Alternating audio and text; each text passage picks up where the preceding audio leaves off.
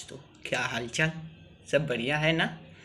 देखिए, वैसे तो क्लास होली बात एकदम रेगुलर चलेगी, लेकिन कोई कोई इम्पोर्टेंट बात, कोई अच्छा जानकारी दे रहे हैं।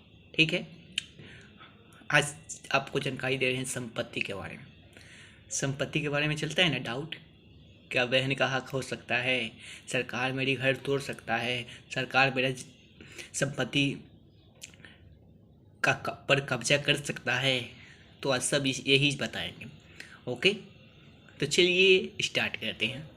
देखिए, अनुच्छेद 31 में मौलिक अधिकार है संपत्ति का बताया गया है, लेकिन अब नहीं रहा।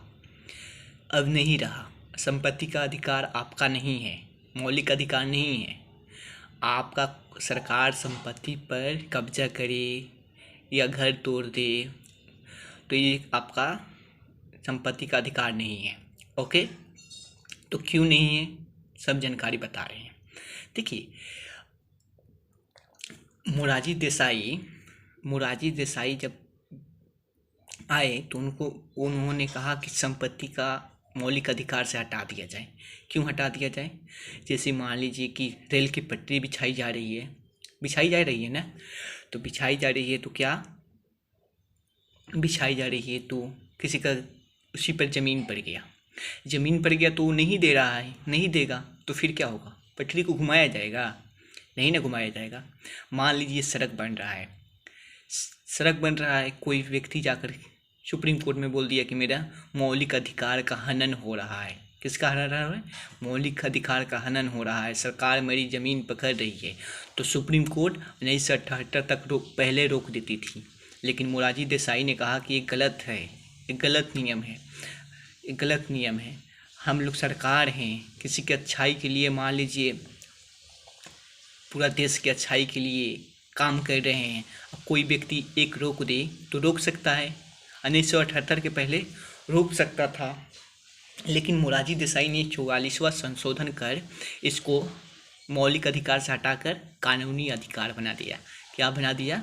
कानूनी अधिकार। कानूनी अधिकार का मतलब समझ रहे हैं?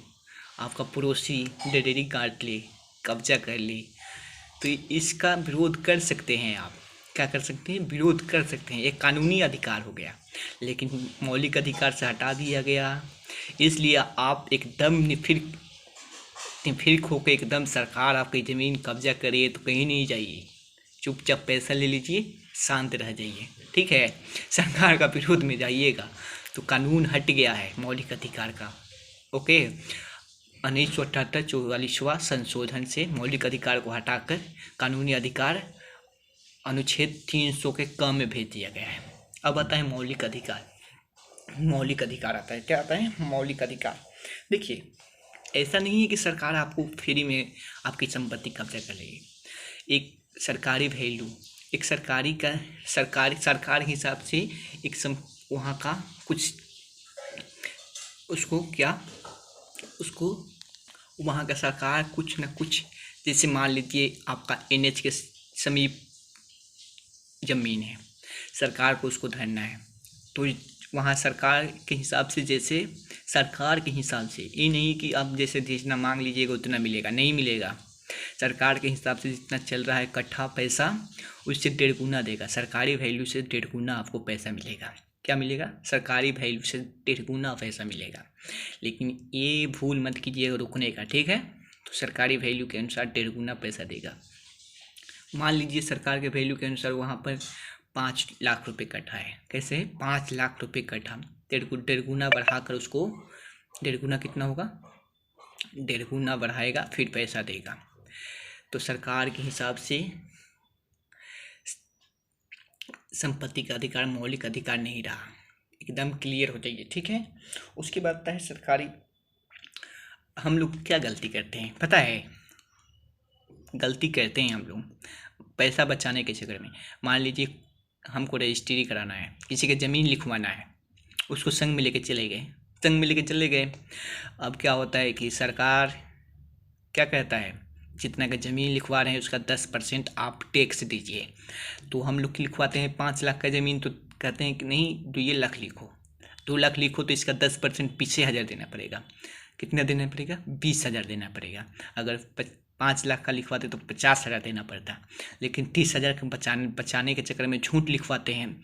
तो एकदम सावधानी पूर्वक सरकार के वैल्यू के अनुसार अगर 2 लाख या 2 लाख चल रहा है या 2,10,000 चल रहा है, तो उससे सरकार के वैल्यू कितना चल रहा है, पैसा जितना चल रहा है इकट्ठा, उससे ज़्यादा ही पैसा से लिखवाइएगा। नहीं तो क्या पता अगर सरकार के वैल्यू के अनुसार जो ज़मीन का कीमत घटा कर आप लिखवाए हैं वो खारिज हो जाएगा। क्या हो जाएगा? खारिज हो जाएगा। और फिर से आपको वो पैसा तो रजिस्ट्री में दिए है वो खारिज हो जाएगा और पैसा वो ख़त्म, फिर से रजिस्ट्री कराना पड़ेगा। इसलिए सरकार के वैल्यू चल रहा है उससे कम से कम 50,000 ज़्यादा करके लिखवाइएगा। क्या पता कहीं ज़्यादा ज़मीन हो गया। अरे रजिस्ट्री कराते हैं, लिखवाते हैं, उसके बाद जांच आता है, देखता है कि इतना ज़मीन है ना, अगर नहीं हुआ उससे ज़्यादा हुआ तो आपका रजिस्ट्री ख़त्म हो जाएगा। इसलिए सरकार के वैल्यू चल रहा है उससे 50,000 कम से कम ज़्यादा चलवाइएगा। ये नहीं चालाकी के चक्कर में, नहीं कहते हैं होशियार का 3 जगह लगता है, ऐसा ना हो जाए। अब आता है रजिस्ट्री। हम ज़मीन लिखवाते हैं हम तो 2 होते हैं मालिक। हम ज़मीन लिखवा लिए तो हम हो गए क्या? रजिस्ट्री करवा लिए तो मालिक हो गए। एक होता है टैक्स देता है। क्या देता है? टैक्स देता है। ज़मीन का टैक्स लगता है ना, दाखिल खारिज करा दाम सुने हैं? अरे घर में सुने होंगे ना, दाखिल खारिज। तो आप जब ज़मीन लिखवाएं उसी टाइम जाकर, अब तो डिजिटल ज़माना हो गया, उसी टाइम जाकर अपना नाम दाखिल करवाइए और उसका नाम खारिज करवाइए। तो उस समय से आप भी उस ज़मीन का टैक्स देंगे। ये नहीं कि आप ज़मीन लिखवा लिए या सो गए तो ज़मीन बेच दिया है, टैक्स थोड़ी बढ़ेगा। क्यों बढ़ेगा? उसके बाद क्या होगा? पता चला कि आप भी गए किसी को बेचने के लिए, एकदम 10 लाख में खरीदे हैं, वो 15 लाख दे रहा है। जब तक बेचने गए तो पता चला कि तो टैक्स नहीं भरा है। टैक्स नहीं भरा तो क्या होगा? आप पर फाइन लगेगा, टैक्स भी लगेगा। इसलिए जब आप ज़मीन रजिस्ट्रेशन कराएं तो उसी टाइम क्या करिए? उसी टाइम दाखिल खारिज करवा लीजिए। ओके, क्लियर हुआ ना? क्लियर हुआ ना? अब आता है, अब देखिए, ज़मीन लिखवाते समय एक बात का ध्यान रखिएगा, क्या वो वंशागन पैतृक संपत्ति है? मान लीजिए कि मेरा पिताजी का संपत्ति है तो मेरे पिताजी किसी को ज़मीन लिखने जा रहे हैं तो क्या जो लिखवा रहा है उसको तो आपको ध्यान देना चाहिए कि ये पैतृक संपत्ति है, इसमें कितना भाई हैं। मान लीजिए मेरे पिताजी 5 भाई हैं तो पाँचों का हिस्सा बराबर होना चाहिए। पैतृक संपत्ति के अनुसार पाँचों, अगर किसी का बेटा 5 है तो पाँचों का संपत्ति बराबर होना चाहिए। कैसे होना चाहिए? बराबर होना चाहिए। कितना होना चाहिए? बराबर होना चाहिए। ये नहीं गए और धक लिखवा लिए, सब उसी से लगा कि लॉटरी आया है, चलो कारखाना आया है, चलो सोना गढ़वा ले। तो एकदम ध्यान में रख कर लिखवाया जाता है कि पैतृक संपत्ति तो नहीं है, पैतृक है तो सब किसी से सिग्नेचर करवाया जाता है। ठीक है, सब किसी से, और देखा जाता है बराबर हिस्सा आया है ना, ये नहीं किसी का ज़्यादा। अब आता है अगर मेरे बाबा जी अगर संपत्ति कोई अपने पैसा से खरीदे हैं, ये उनकी पैतृक संपत्ति नहीं है, अपने पैसा से खरीदे हैं। अगर चाहे 5, मेरे बाबा जी के लड़के 5 हैं, जिनको चाहे ज़्यादा देने के लिए दे सकते हैं, वो उनका संपत्ति है। क्या है? उनका संपत्ति है। इसलिए सबसे कठिन होता है पैतृक संपत्ति लिखवाने में। पैतृक संपत्ति लिखवाते समय एकदम ध्यान दीजिएगा। ओके, ध्यान दीजिएगा। अब आता है कि अब क्या आता है पैतृक संपत्ति में? इस्लाम धर्म में बहन का भी हक है। इस्लाम धर्म में बहन का भी हक है, लेकिन हिंदू धर्म 2005 के बाद बहन का भी हक हो गया। क्या हो गया? बहन का भी हक हो गया पैतृक संपत्ति पर। भले कोई बहन नहीं लेती है, पता है उसका कि अगर ले लिए अगर ज़मीन ले लिए, नैहर से ज़मीन ले लिए तो क्या हाल होगा? वो यही आएगी, तुम तो बहुत ज़मीन ले ली हो, मेरे प्रतीक में से हिस्सा ले ली हो, भागो।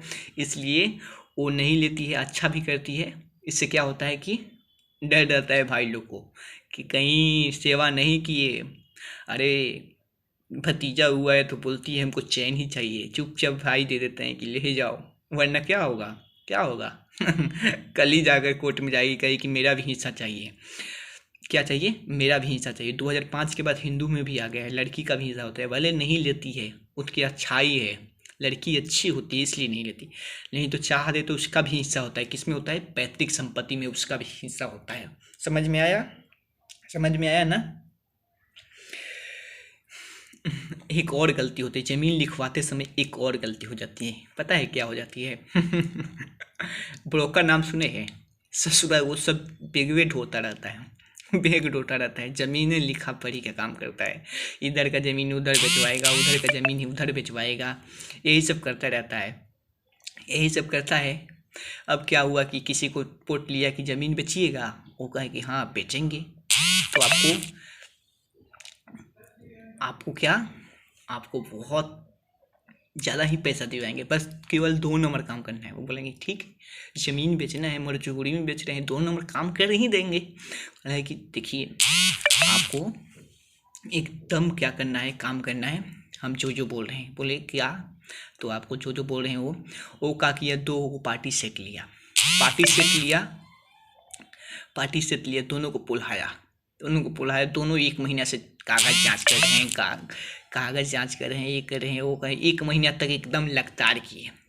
दोनों को लगा कि आहा ज़मीन तो अच्छा है। इस ससुरा पता है 40 लाख रुपए कट्ठा चल रहे हैं, तो क्या करेगा? कहेगा कि 30 लाख रुपए ले लीजिए, वो मजबूरी में है।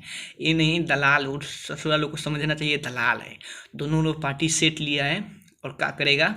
दोनों अपने अपने पंडित जी से दिन दिखवाएंगे। पंडित जी जमीन इनेस के पास लिखवाने जा रहे हैं, 40 लाख की जमीन 30 लाख में मिल रहा है, बताइए ना कहिए। तो बोलेंगे सोमवार मंगलवार, जो डेट बताएंगे उसी दिन दोनों चल जाएंगे। अब दोनों का होगा, एक का जमीन लिखा जाएगा, फिर दूसरा 1 या 5 या 6 घंटा के बाद दूसरा को भी ज़मीन लिख दिया जाएगा। और इतना जल्दी थोड़ी अपडेट होगा कि ज़मीन लिखा गया है। वो तो ससुर 1 महीना तक एकदम जांच किया है कि लिखाया है कि नहीं। 1 महीने तक जांच किया जाएगा कि किया है वो, और उसको क्या पता कि ये ससुरा 1 दिन में 2 आदमी को लिख देगा। अब क्या होगा कि वो ससुरा 2 आदमी को लिख देगा। अब दोनों कब्जा करने जाएंगे तो दोनों के पास है रजिस्ट्री का। अब क्या होगा? केस होगा। क्या होगा? केस होगा। 30 माह 30 साल तक केस चलता रहेगा। पता चलेगा कि वहाँ पर जंगल हो गया है। एनएच के बाद लगेगा कि जंगल ही जंगल हो गया है। तो ससुरा लालच में आके सस्ता ज़मीन खरीद लिया। क्या हुआ कि 2 मालिक हो गए। अब 30 साल तक चलेगा। 30 साल जो बाद में लिखवाया है उस पर 30 साल के बाद फैसला आएगा। जो पहले लिखवाया उसका ज़मीन होगा, जो बाद में लिखवाया उस पर फाइन भी लगेगा। अरे ससुरा 10 लाख के चक्कर में 2 डुप्लीकेट ज़मीन लिखवा लिया। इसलिए एकदम ध्यान से होकर ज़मीन लिखवाना चाहिए। तो ये हुआ संपत्ति का अधिकार। अब क्या हुआ? कानूनी अधिकार हो गया। इसलिए सब समझ के कीजिएगा। अब नमस्कार।